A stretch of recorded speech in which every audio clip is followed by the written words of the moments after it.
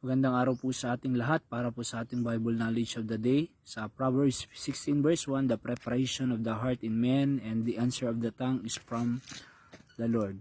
So the preparation, At alam niyo po sa bawat sa buhay po natin, napakahalaga po ang preparation sapagkat kung paano po tayo nag-prepare ngayon ay yan din po ang kalalabasan niya sa ating pong kinabukasan.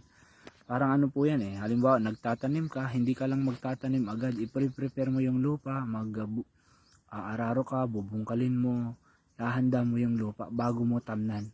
So yun po, mahalaga po ang preparation. Kahit sa boxing po, hindi po biglang lalaban yan. Talagang mag-prepare po yan ng ilang buwan, na magja-jogging, kung ano-ano pa na preparation para maging matagumpay po siya. Diba? Katulad ni Pacquiao. At in-interview siya noon, sabi niya, paano ka nanalo sa laban?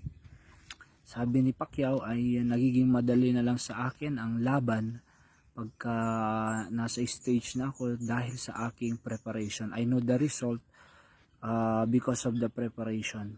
Sa ating buhay mga patid, sa iyong pag-aaral, kung ikaw ay nag-aaral, mahalaga po yung paghahanda. So hindi ka lang po nagpapasok sa school, kundi inahanda mo yung sarili mo, patulad pag nag-i-exam ka, hinahanda mo yung kaisipan mo at bago ka mag-exam para pumasa. So sa buhay din po, sa pagpapamilya mga patid, ay kailangan din po ng paghahanda, di ba? Hindi agad-agad papasok sa pagpapamilya na hindi nakapaghanda. Mahirap po ang magpamilya pag hindi ka nakahanda, di ba? Ang pag-aasawa na hindi handa ay mahihirapan ka. Kung hindi planado ay komplikado, 'di ba?